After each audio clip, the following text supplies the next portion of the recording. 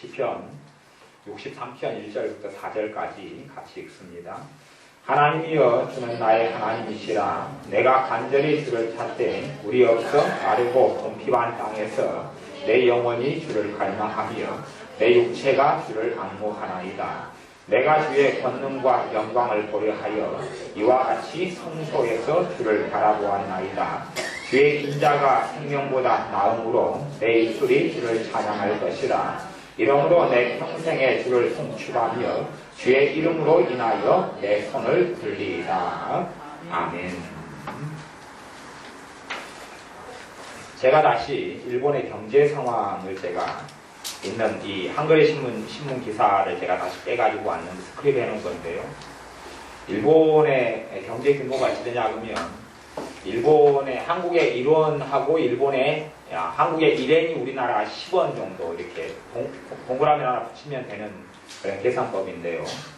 일본이 세수가 얼마냐 그러면 한 41조 엔 정도 됩니다. 41조 엔. 그러면 우리나라로 따지면 410조 정도. 그리고 세수 말고 세 외수입이 또 있어요. 몇 조가요? 7조 해가지고 한 48조 엔 정도. 다시 이야기하면 경제 세수하고 그 다음에 세 외수입을 합치면 한 480조, 우리나라 돈을 바뀌면 480조 정도가 그들이 걷어들이는 세수하고 세금 외의 돈이에요.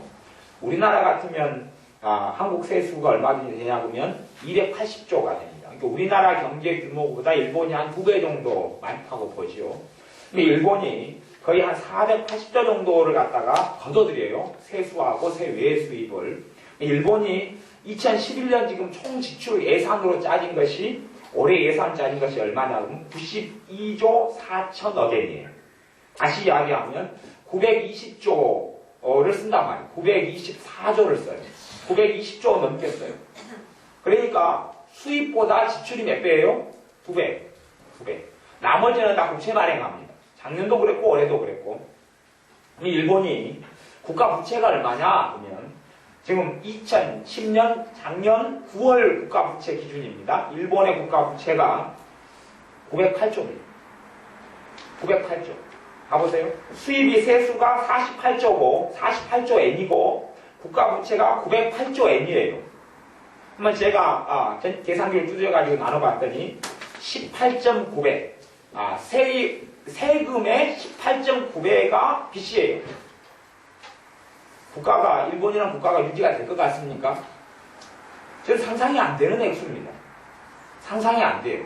지금 국가 세금을 걷어들이는, 일본에 걷어들이는 돈이 480조인데, 빚은 얼마냐, 그러면, 9,080조. 그러니까 이미, 일본이라는 나라는 지금 유지하고 있는 게 기적이에요. 기적이에요. 올해 모르겠어요. 내년? 하여튼 이 3년 안에 일본은 그냥 무너져 버립니다. 아니, 18.9배인데, 세금으로 걷어들이는 돈을 몇 년이냐, 20년 동안 한 푼도 안 쓰고 갚아야지 빚을 갚을 수 있어요. 물론, 이자 내는 거 빼고. 원금만 상환한다 그랬을 때. 불가능한 것입니다.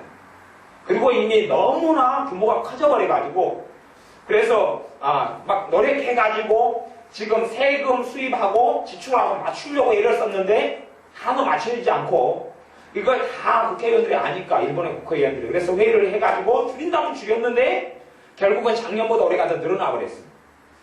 왜냐하면 7세 이하에는 한 5천원씩 지급해주고 그런 거 다 지급해주는 돈이 늘어나 버리니까 결국에는 훨씬 더 많이 늘어나 버리고 끝났어요. 예결산안이. 일본은 그렇고 미국 다른 나라들 말할 것 없이. 그래서 경제적인 어려움이나 환란은 찾아오는 것이 그럴 수밖에 없어요. 구조가. 전 세계의 복지에 너무나 쏟아부었던 방만한 국가 경영의 구조가 그래요. 이미 너무 방망하게 했기 때문에 일본 같은 경우도 벌어들이는 것보다 지출이 2배가 넘으니까 이걸 어떻게 처리하겠어요? 여러분 같으면은 새끼 먹는 거 2끼 줄이고 옷 입는 것도 안 입고 하지만 국가 경영은 그렇게 안 됩니다. 그렇게 될 수가 없는 것이 국가 경영은. 가게는 빚이 좀 나면 허리 쫄라매고 더 벌고 잠 안 자고 갚을 수 있지만 국가 빚은 그렇게 이 정도 돼버리면 불가능합니다. 그냥. 달려가서 벼랑 끝 떨어져서 죽는 거 말고는 국가가 존재할 수가 없는 것이에요. 그것이 전 세계 상황이다. 한국도 세수가 280조가 세수입인데 부채가 기본적인 부채가 467조, 남도 두 배지요. 두 배. 그리고 이자만 300조 기준으로 한 23조니까 지금 이자가 한 30조는 되지 않을까 싶어져요. 그리고 서울의 수입이 세수가 20조밖에 안 돼요. 그러니까 이거 우스운 겁니다. 1,000만이 쓰는 세수가 20조인데 한 30조 정도가 이자가 나간다는 게 아닙니까요? 한국도 전체 270조 규모의 2배가 빚규모니까요. 언제까지 갈지는 모르겠습니다. 270조인데 한 1년, 2년 만에 100조씩 빚이 늘어가고 있어요. 그래서 여러분들이 그런 되어지는 상황을 상적으로 보시고 이해를 하고 알고 있어야 됩니다. 오늘의 말씀 63편, 10편, 63편을 읽었는데요. 하나님이여 주는 나의 하나님이시라. 내가 간절히 주를 찾되 물이 없어 마르고 곰핍한 땅에서 내 영혼이 주를 갈망하며 내 육체가 주를 악몽하나이다. 내가 간절히 주님을 찾는다. 심는 것만큼 거두게 돼. 심는 것만큼 거두게 돼. 내가 악을 심었으면 결국은 환난과 눈물로 거두어야 돼. 거꾸로 내가 믿음을 심고 주님을 열망하고 찾는 것을 심으면 더 빨리 주님을 만나게 됩니다. 어떤 사람은 한국 교회나 한국 사회가 별로 죄가 없다 생각합니다. 그런데 한국 교회가 더 심각하게 죄가 많아지고 아주 극심해졌다는 것은 다른 걸 봐가지고 볼 필요가 없고, 우리가 아이들이랑 어제 이 등산을 했는데 어느 산을 거쳐 내려왔냐 하면 여수 천성산을 거쳐 내려왔습니다. 천성산이라는 곳, 여수에가 천성산이 있어요. 만성리 넘어간 천성산이 있는데 거기가 여수의 신앙의 중심지입니다. 그 천성산이 여수 신앙의 중심지예요. 왜냐하면 거기에가 성령의 불이 떨어졌던 곳이 그 천성산이거든요. 성령의 불이 떨어져서 거기에가 20년 가까이 그 불이 있었던 곳이, 다시 이야기하면 은혜를 사모하는 사람들은 그 산만 가면 천성산에가 천성산 기도원이 있어요.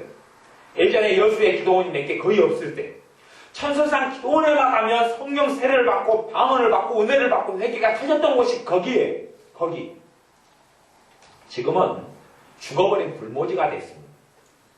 기도를 하러 천성산에 가면 기도가 안 나와요. 왜냐하면 이미 성령의 불이 거기에 없거든요. 거기에 없어요. 예전에 한참 한국교회에 성령의 불, 은혜의 불이 있었을 때에는 어느 산에 가든지 간에 기도하면 불이 떨어졌습니다. 기본적으로 한 2-3시간, 서너 시간, 4-5시간 기도하면. 하지만 지금은 기도원이 산에 있는 기도원에 가면 기도가 안 돼버립니다.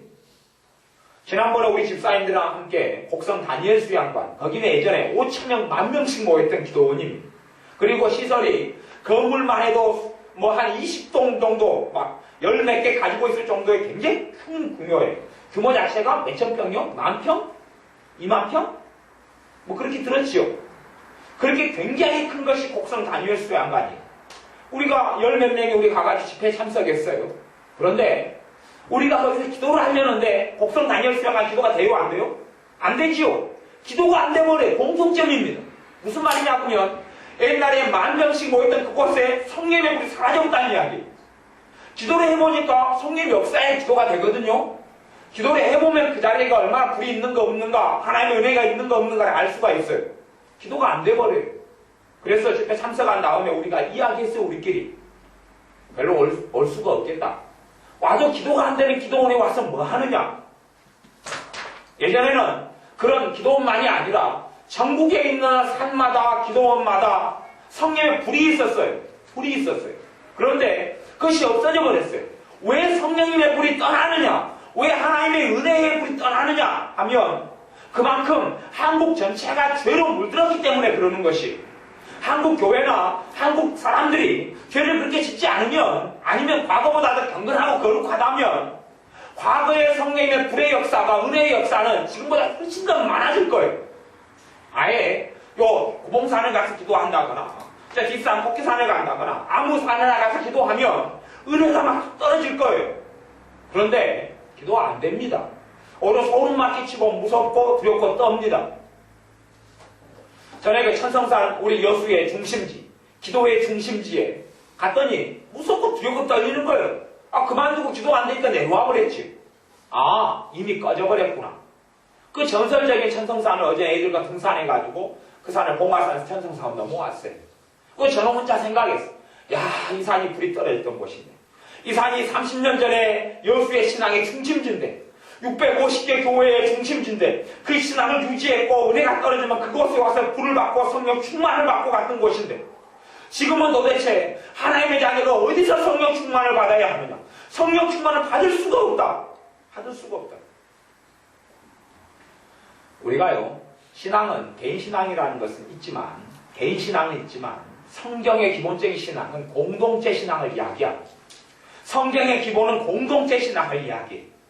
우리가 아무리 잘 믿어도 우리 교회는 전체 교회에 속해 있습니다. 한 지체에 불과할 뿐이에요.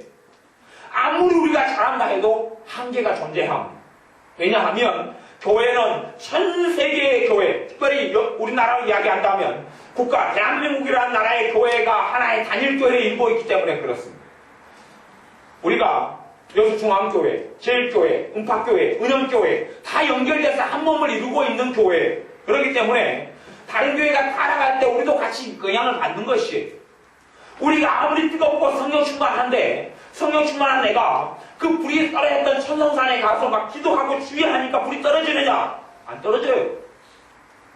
거기에 불이 사라진 것은 전체 교회들이 짓는 어리석음과 주님을 떠남과 세상을 사랑함과 돈과 재물을 사랑함과 세상 속에 빠져버리는 그 죄 때문에 그게 불이 성령의 불이 사라진 것이에요. 그런데 우리가 혼자 잘 믿고 우리 교회 몇 명만 열심히 기도하고 뜨겁고 성령 충만하다 해서 우리가 가면 거기가 불이 떨어지냐? 그런 일 없어요. 그런 일은 없습니다. 오살리 기도원, 전 세계에서 가장 큰 기도원입니다. 이제 불이 사라졌어요. 불이 사라졌어요. 각 기도원마다 불이 사라졌어요. 제가 예전에 자주 기도했던 기도원 중에 하나가 원천 기도원이라는 데가 있어요. 순천에 가면 순천 한가운데 산속 깊이 들어가면 있어요. 예전에 거기서 찾아기도 하고 막 보면 여름에 집회 때나 이럴 때 되면 또 겨울에 집회 때도 그러지만 사람이 그 작은 기도원에가 산속에 있는 어떤 버글버글해요. 한여름에는 목에 뜯겨 가면서 산속에 소름불 하나 켜놓고 뜨겁게 그 작은 천막 안에 들어가서 기도하고 부르짖고 겨울에도 그래요. 그 추운 날 그 밤새워 찬양하기도 하고 왜? 그곳에 성령의 불이 있으니까 거기서 은혜를 충전하고 우리가 떨어진 것을 다시 이야기하면 빨래가 더러운 것이 영적으로 더러운 것을 깨끗하게 만들 수 있었어요. 하지만 지금은 아무도 찾지 않는 곳이 되었습니다. 왜요? 거기가 은혜가 있으면 그리 찾아가지요. 거기에 가면 주님을 만나면 그리 찾아가지만 주님을 만나지 못하는 곳이 이미 되어져 버렸습니다. 다요. 다 그렇게. 다 그렇게.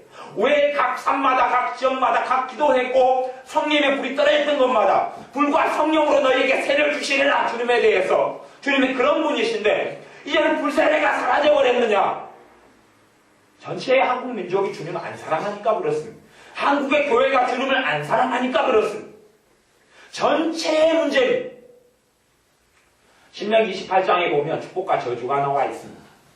축복과 저주는 개인에 대한 메시지가 아니고 사실은 공동체, 이스라엘 공동체에게 주시는 언약입니다. 공동체. 왜 한 자녀가 부모를 원망하고 저주하면 죽여버리라고 말씀하셨냐 하면 공동체가 더러워지지 않기 위해서 그렇습니다. 어떤 부모는 자식을 사랑하지만 자식이 부모를 원망하고 저주할 때 죽여버리라는 것은 그걸 통하여 더러움이 공동체 전체에 들어오고 공동체 전체가 그 더러움을 입어서 그리고 은혜가 사라져버리고 하나님 심판에 놓이기 때문에 공동체를 지키기 위해서 이스라엘이라는 하나님의 민족의 신앙을 지키기 위해서 어떤 사람이 썩어가는 부분을 잘라내야 한다고 하나님께서는 말씀하시고 명령하시고 있는 것입니다. 들어가도 나가도 복을 받는 것은 공동체에게 주는 메시지지 개인이 아니에요. 사실은 개인이 아니라 민족 전체에 땅의 축복을 받는 것은 하늘에 비를 내리는 것은 내가 하나님을 잘 믿었더니 나 혼자만 내 밭에만 비가 오고 내 밭에만 거름지고 풍족해지고 남의 하나님을 잘 안 섬기는 남 이스라엘 백성은 안 되고 그런 게 아니에요. 전체 공동체의 문제입니다.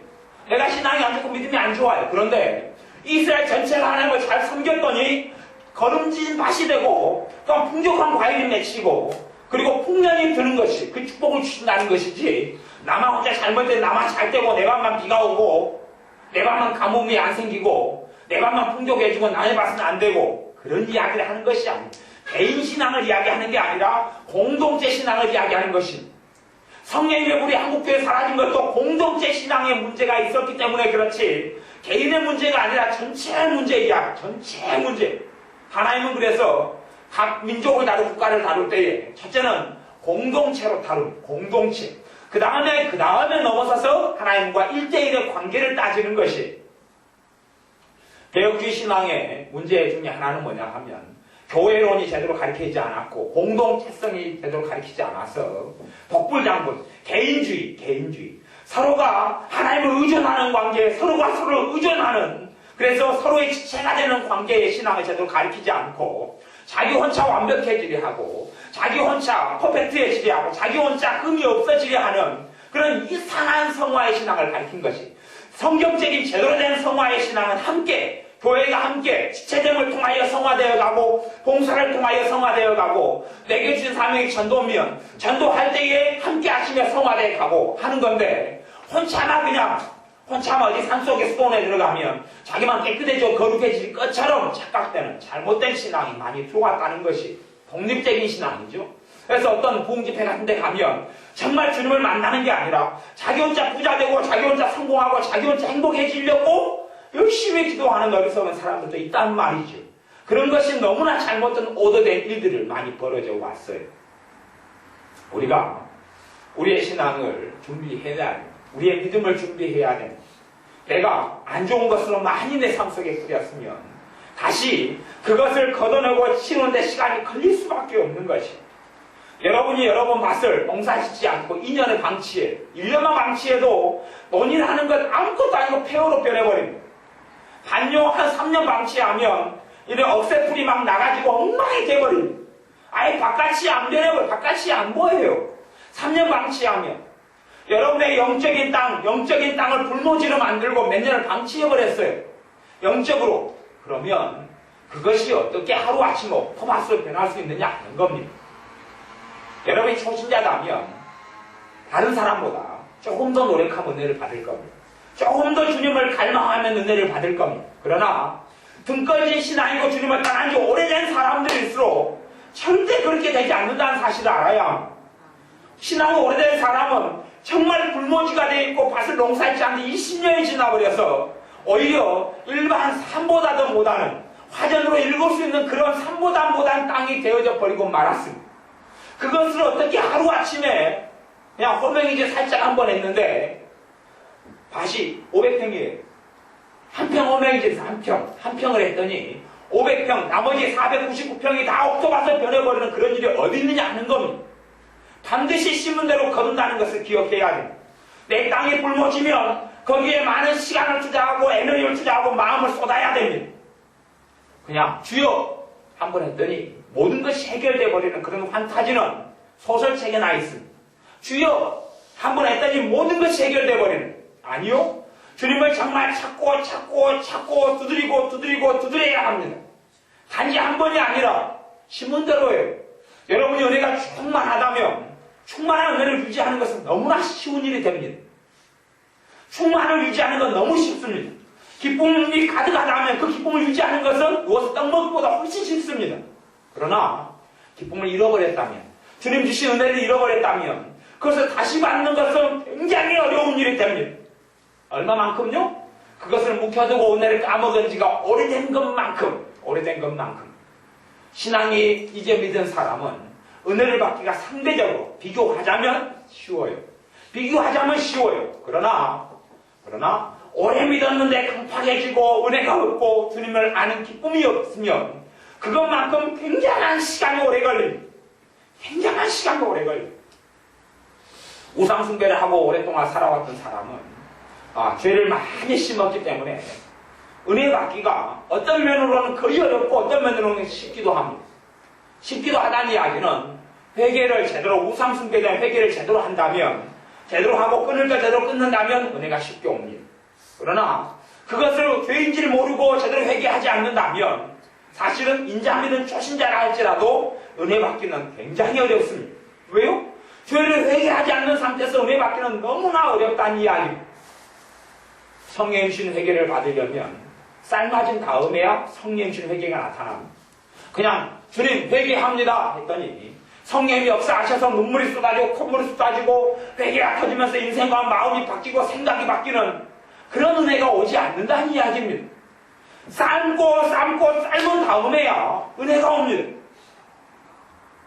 지금이 30년 전이라면 30년 전, 20년 전, 25년 전이라면 훨씬 좋을 겁니다. 왜냐하면 한국이란 공동체에 하나님의 불이 있었기 때문에 삶기가 좋습니다. 어느 곳, 어느 산에 가더라도 기도하고 찾으면 불이 떨어지니까, 천성산으로 가면 불이 떨어지니까, 마레산으로 가면 은혜의 불이 떨어지니까, 구봉산으로 가면 은혜의 불이 떨어지니까, 25년 전, 30년 전이라면 책임은 그래서 개인적으로 하나님께 일대일로 져야 될 죄와 문제들이 있고, 또한 내가 국가와 한국교회 공동체로서 져야 될 책임과 문제가 있습니다. 책임과 문제. 한국교회 전체적으로 내가 포함된 것이죠. 사람은 개인의 죄만 생각하고 공동체의 죄는 생각하지 않고, 공동체는 그럼 하나님께서 누구에게 책임을 묻는단 말입니까? 공동체의 죄도 내 죄가 되어집니다. 여러분이 가정의 죄, 가정은 이 교회 공동체, 이 우리 단지 요 작은 공동체 말고요, 한국교회 전체 교회 공동체, 그 다음에 한국이란 국가 공동체. 좀 작은 공동체로 이야기하면 여러분의 가정 공동체는 핵가족을 이야기하는 것이 아닙니다. 핵가족은 성경의 가족이 아닙니다. 성경의 가족 제도는 대가족 제도예요. 대가족 제도. 그래서 여러분의 가정의 죄의 문제도 대가족 제도에서 죄의 문제를 하나님이 물으시는 것. 가령 여러분의 3대 조상이 죄를 지었어요. 그리고 돌아가셨어요. 그러면 그 죄에 대한 책임은 누가 묻느냐? 두 가지. 하나는 3대 죽은 조상이 하나님 앞에서 자기가 책임져야 됩니다. 두 번째, 공동체이기 때문에 지금 현재 살아있는 사람이 그에 대한 책임을 지는 거죠. 살아있는 사람이. 공동체의 문제. 가보세요. 지금 국가 공무원들이 거의 한 60년 동안 우리 한국 경제를 60년, 한 40년 정도 그런 것 같아요. 40년, 30년 동안 방만한 경영을 해서 많은 사람이 죽고 없고 또 퇴직하고 새로운 사람이 고위 공무원이 되고 국가를 다스리고 대통령이 바뀌고 어쩌고저쩌고 했어요. 그래서 지금 전에 대통령이었던 노무현도 죽었고 김대중도 죽었어요. 그들이 방만한 경영을 했어요. 북한 공산당에게 어마어마한 돈을 쏟아부어줬어요. 몇 천 조씩 쏟아부었어요. 그리고 죽었어요. 그러면 그에 대한 대가, 거두는 것을 우리가 합니까? 안 합니까? 하잖아요. 그 사람들이 쓸데없는 데 돈을 쓰고 잘못 쓴 거에 대한 대가를 우리가 받잖아요. 대통령으로서 잘못되게 좌파로서 잘못 행해왔던 것을 우리가 지금 받는단 말이에요. 죽어버렸지만 그것이 국가공동체에 대한 이야기고, 또한 가족공동체 마찬가지예요. 가족공동체. 살아있는 사람이 대가를 치르고 살아있는 사람의 짐을 지는 것이 하나님은 그렇게 물으신단 말이에요. 왜 나중에 대환란이 오느냐? 살아있는 그 세대가 역사 이래로 왔던 모든 죄가 성경에 7년 동안 쏟아부어지는 기간, 그 기간이에요. 하나님의 모든 진노를 그 기간 쏟아부어버려요. 누구에게요? 죽은 사람에게, 살아있는 사람에게요? 살아있는 사람에게. 그 자리에 있는 사람은 감당이 안 돼요. 그래서 요한계시록에 뭐라고 나왔냐면, 나를 죽여주셔서 빨리 죽고 싶다. 그러나 죽으려고 자살을 시도해도 죽을 수가 없었다. 그렇게 나옵니다. 성경에가. 자살을 시도해도 죽을 수가 없었다. 죽는다고 끝도 아니고, 죽으면 영원한 심판 속에 들어가지만, 그래서 너무 고통스러워서 죽으려 했지만 죽음도 피해갔다. 그런 시대가 7년 동안 다가오게 됩니다. 그리고 죽음의 지상재림이 있고 심판대 앞에 다 서야 됩니다. 하나님께서 하나님의 공의를 그렇게 이루십니다. 그렇기 때문에 천성산이나 여러 가지 은혜의 동산들에서 은혜가 사라진 것은 다른 걸 볼 필요가 없어요. 그런 은혜의 불이 사라졌으면 죄가 극심하구나. 다니엘 기도원에서 은혜가 사라졌어. 곡성 다니엘 기도원에서. 그러면 곡성 기도원은 다니엘 기도원에 전에 돌아가셨던 원장님이 죄를 많이 지었구나. 아니요, 그런 문제가 아니에요. 거기만이 그런 게 아니니까. 거기만이 그런 게 아니니까. 아무리 그분들이 성령 충만하고 뜨겁게 기도했어도 마찬가지였을 거예요. 몇 년은 늦춰졌을지도 모르겠어요. 불이 약해지고 사라지는 것에. 하지만 사라지는 것을 막을 수는 없었어요. 한국교회 전체에 대한 죄로 인하여 각 기도원마다 각 산마다 하나님께서 성령의 불을 거두셨기 때문에 그러는 것이. 지금은 그래서 은혜 받기가 훨씬 더 어렵습니다. 훨씬 더 어려워요.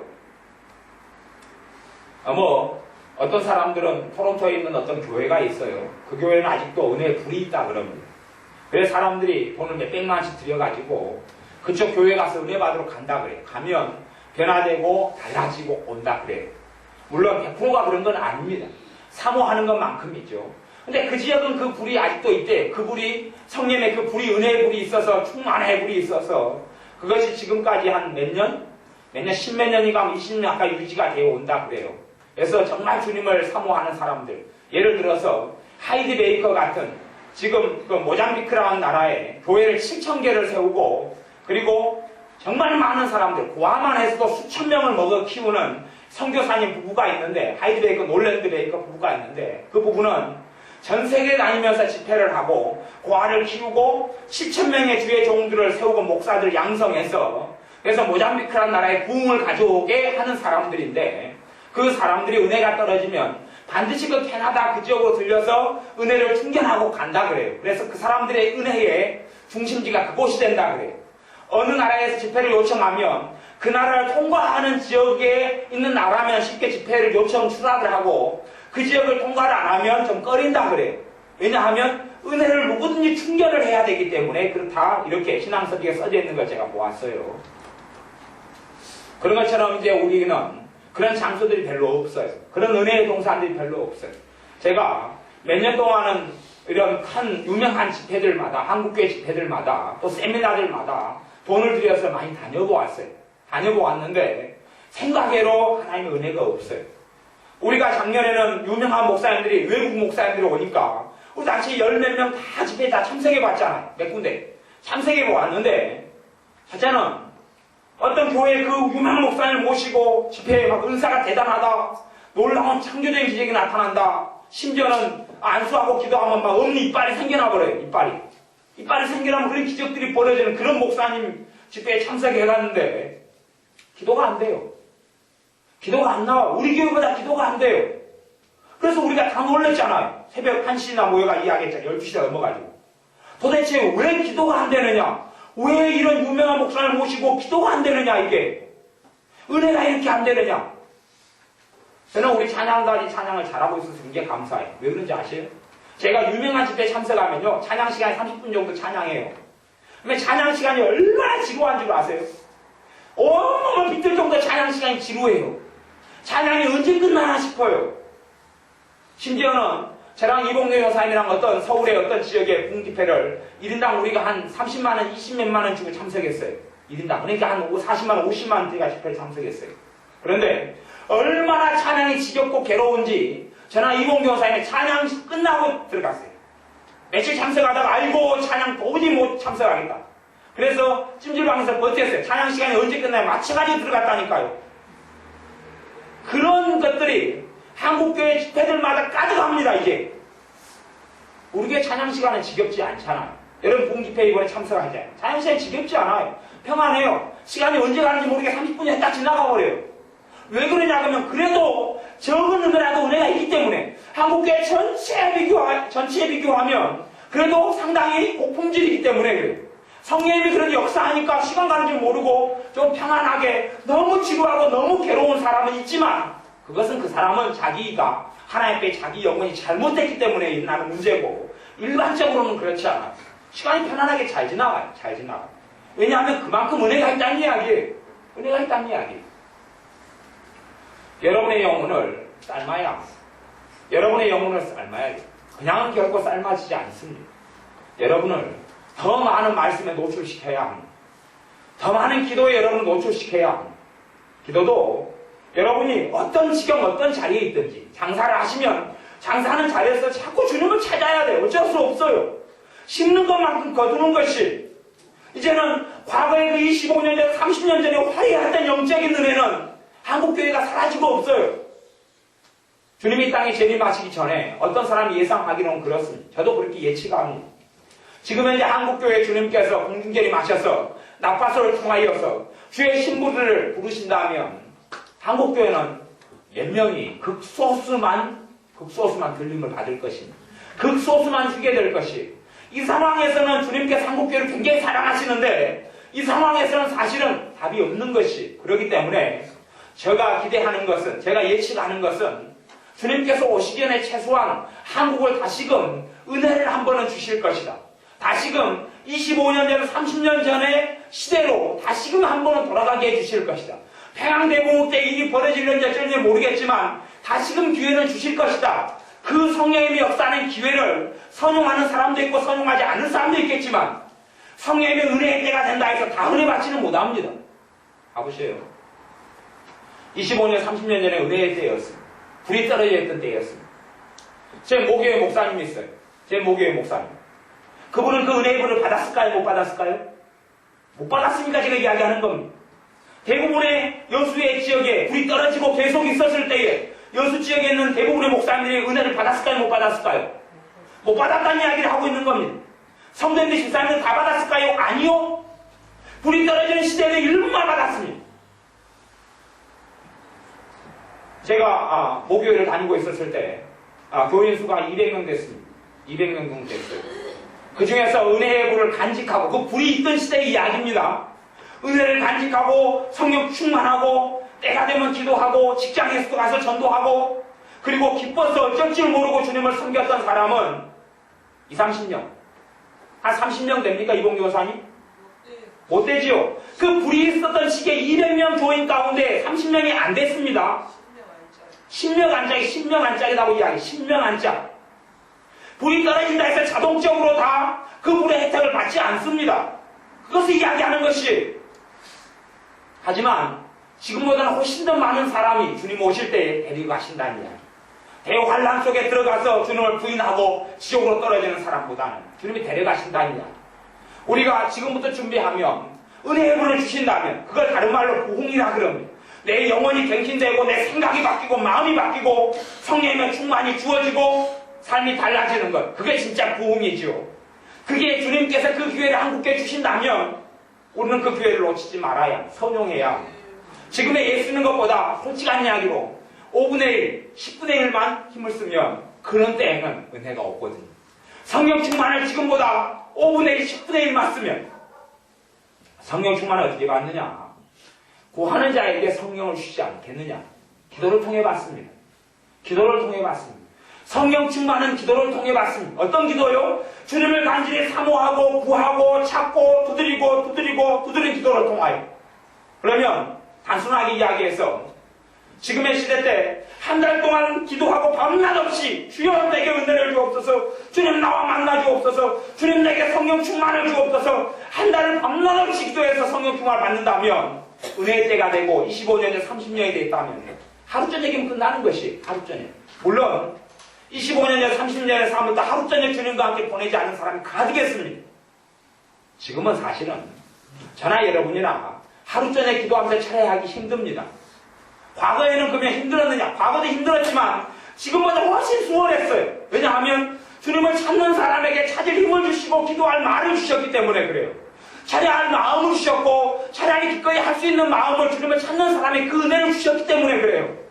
다시 그때가 도래하면 지금보다 주님 찾기는 훨씬 쉬워지고 은혜를 주시기는 훨씬 쉬워집니다. 그러나 그때만 기다리고 한정없이 그것이 올지 안 올지 모르지만 제 개인적으로는 하나님께서 주님이 오시기 전에 다시금 한국교회에 주님의 신부들을 준비시켜야 되는 부흥을 주실 것이다. 하지만 그때만 기다리고 있을 수는 없죠. 제가 예측하고 생각하기에 그렇다는 이야기지 제가 이야기하는 것이 이루어질 거라는 보장은 없기 때문에 그렇습니다. 100% 이루어질 거라는 보장은 없어요. 그러나 한국교회를 사랑하시는 주님의 입장에서 생각한다면 충분히 다시금 평양대부흥회 때 아니면 그것보다 못하지만 한 20년 30년 전에 부흥회 때 은혜의 때 같이 그런 시간을 잠깐 반년, 1년, 2년 오래 가진 않을 겁니다. 과거 25년 30년 전에는 꽤 오래 갔습니다. 70년대 한 하반부터 시작해서 90년대 초까지 갔습니다. 거의 10몇 년, 15년 막 이런 긴 기간 동안 은혜의 때가 있었습니다. 하지만 앞으로는 주님께서 은혜의 때를 주셔도 반년, 1년, 2년 짧게 끝납니다. 짧게 끝나요. 그것을 살려야 되죠. 그 기간을 살리면 기름 준비한 5처녀가 되어져서 신랑 대신 주님 오실 때에 주님을 영접하러 가는 나팔소를 듣고 휴거하는 사람이 됩니다. 하지만 지금부터 우리가 준비하지 못하면 그때 성령의 은혜의 때가 되어질 때에 은혜의 때인 줄 전혀 알지 못하게 됩니다. 지금 주님을 그때만 요행수만 바라고 있다면, 그래서 25년, 30년 전에 은혜의 때일 때 혜택을 입은 사람이 얼마 안 됐다고 그랬지요. 물론 성령 충만을 유지하는 사람들은 200명 교인 가운데 한 10명 됐지만, 그래도 은혜를 받고 삶의 변화를 맛보고 이런 사람들은 꽤 그래도 퍼센티지가 됐습니다. 꽤란 이야기는 모르겠어요. 제 생각하기에는 한 혜택을 받은 사람이 한 4분의 1은 넘는 것 같아요. 그래서 이봉교사님 200명 가운데 한 50명, 100명 가까이는 혜택을 받았지요. 혜택을 받았어요. 그런데 대신 그 가운데 그 은혜를 받고 삶의 변화를 맛본 다음에 과거로 돌아가 버린 사람이 많았고, 그렇죠? 과거로 돌아가 버린 사람, 죄로 돌아가 버린 사람, 주님을 부인해 버린 사람, 또한 은혜를 까먹어 버린 사람이 많았고, 왜? 그 은혜에 대한 은혜를 유지하기가 더 쉬운데 그만큼 주님을 떠난 사람이 많았고, 은혜가 오면 변화됩니다. 하지만 내가 스스로 변화의 결단을 가지고 주님을 찾기가 쉽고 기도하기가 쉬우니까 유지하기가 쉽죠. 유지할 수가 있고 안 할 수가 있는데, 안 한 사람은 훨씬 많았다는 이야기입니다. 많았고, 대부분의 사람들은 그냥 종교생활로 전락했고 그저 그런 신앙생활로 전락했습니다. 그렇기 때문에 그 모교의 아내가 항상 시기와 질투가 가득했어요. 시기와 질투가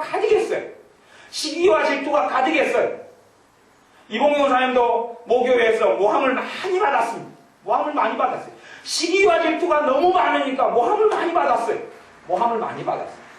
고생을 그래서 많이 했습니다. 표현하고 말하진 않지만. 그리고 교회가 싸우고 갈라진 횟수가 5회 이상, 5회. 교회가 찢어져버려요. 갈라져버려요. 쪼개져버려요. 쪼개지고 조금 있다가 다시 200명이 찾더니 또 쪼개져버려요. 또 쪼개지고 다시 200명이 찾더니 또 쪼개져버려요. 쪼개지고 200명이 찾더니 또 쪼개져버려요. 여수에 있는 많은 교회들은 그래서 제가 다녔던 모교, 이봉교산 다녔던 모교회가 찢어져가지고 만들어졌어요. 그런 교회가 많이 있어요. 왜요? 왜 찢어지게 합니까? 파당에 나타나서 목사님파, 장로님파, 장로님들이 한 무리씩 끊고 막 나가버려요. 계속. 양로님이 한 무리 끊고 나가고, 지장님이 한 무리 끊고 나가고, 이리 깨지고 저리 갈라지고. 왜냐하면 시기와 질투가 가득하기 때문에, 영적으로 어린아이이기 때문에, 그 은혜를 제대로 유지하지 못하기 때문에 그런 일이 벌어졌어요. 비일비재합니다. 지금의 우리 동네 교회들의 입장에서도 그런 일은 비일비재하고 가득하고 많습니다.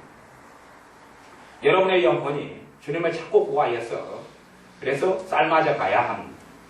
이 묵은 때들이 빠져나가지기 시작해야, 그렇지 않으면 은혜를 주셔도 결코 발견할 수 없을 겁니다.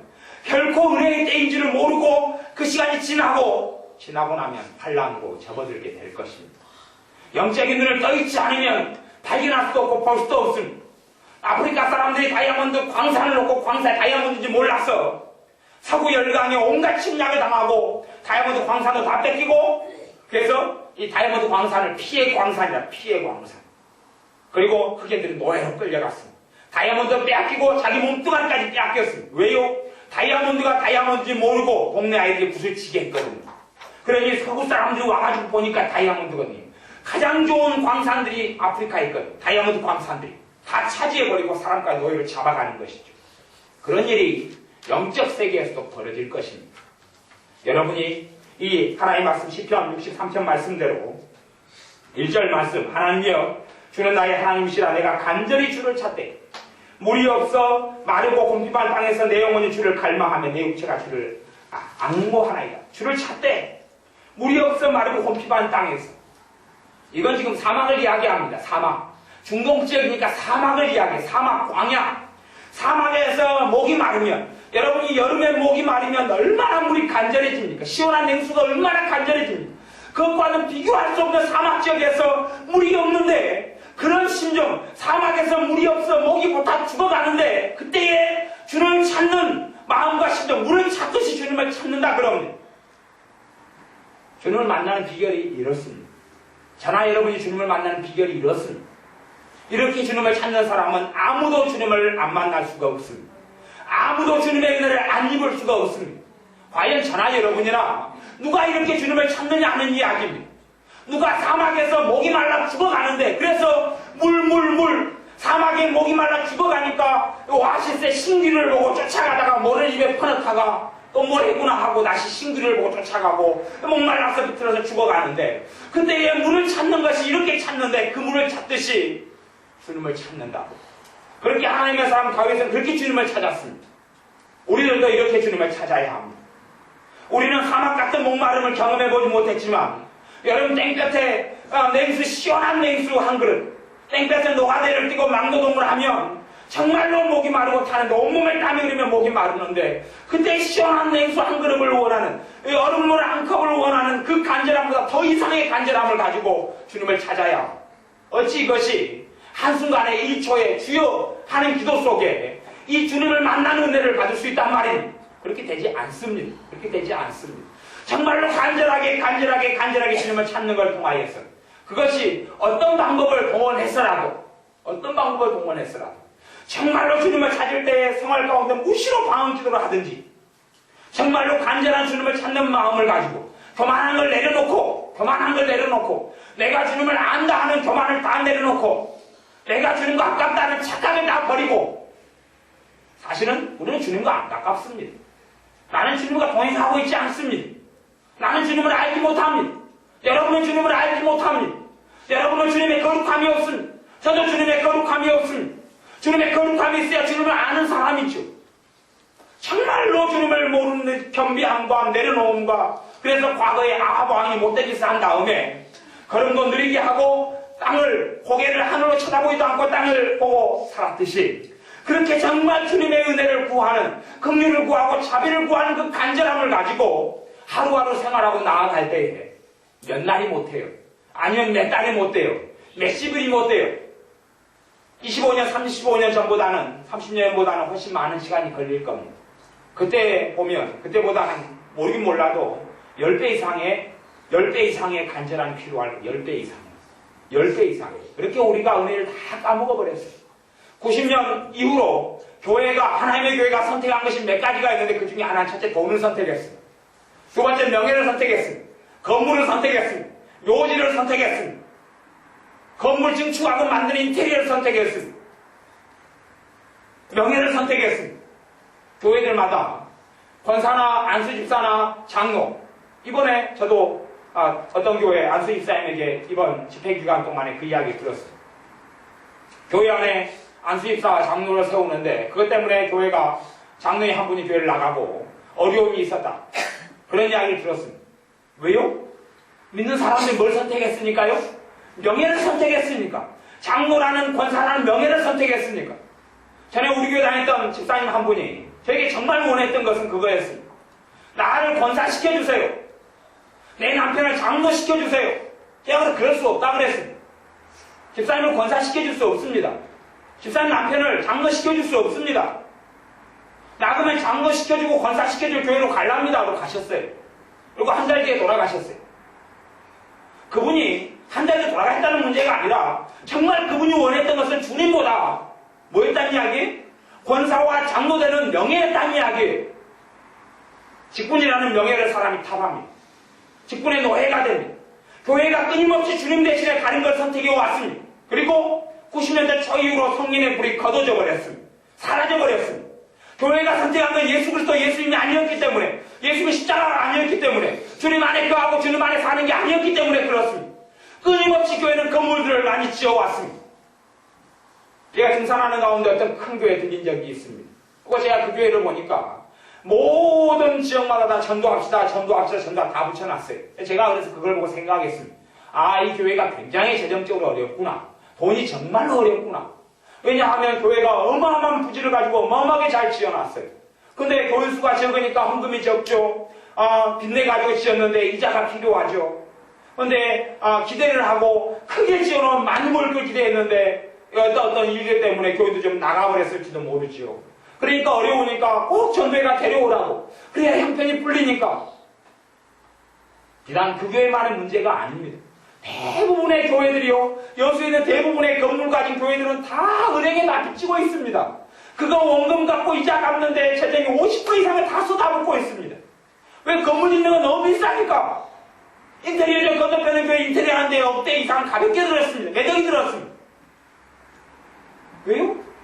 그것이 중요한 기준이니까. 그렇게 교회가 선택했습니다. 주님 대신에 다른 것들을. 주님 대신에 다른 것들을. 그러니 은혜의 물이 성령의 물이 떠날 수밖에 없죠. 이제 공동체 교회 이야기고, 저나 여러분이나 주님 대신에 무엇을 선택했는지를 돌아보십시오.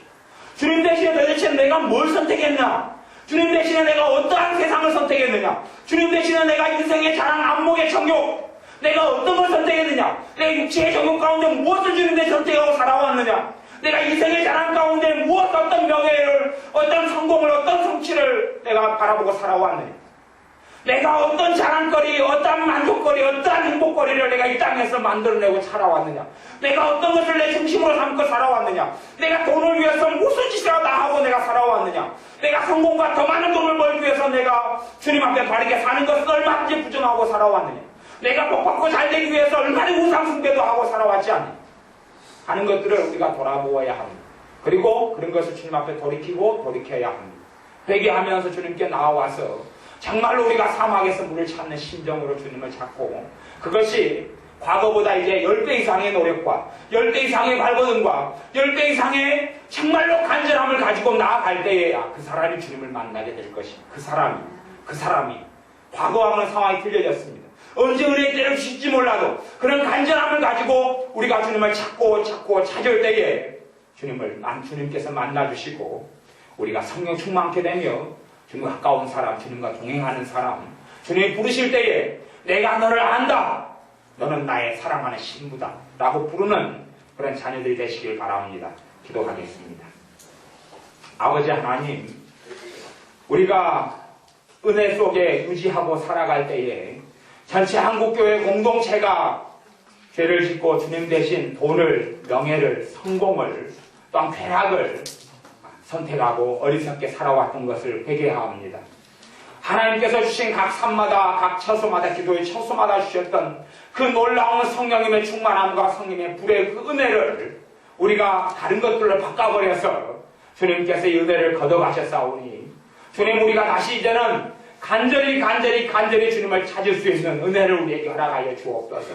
주님을 찾고 더 구하는 그 은혜와 그 마음을 우리에게, 그 열망을 우리에게 심어주셔서 우리가 주님을 어떤 자리, 어떤 지경, 어떤 처지에서라도 주님을 정말로 사막에서 물이 없어 가란 것처럼 찾고 찾아 주님 만남의 은혜 속에 살며 준비된 그러한 기름 준비한 처녀처럼 주님을 만나는 그러한 자녀들이 되게 하여 주옵소서.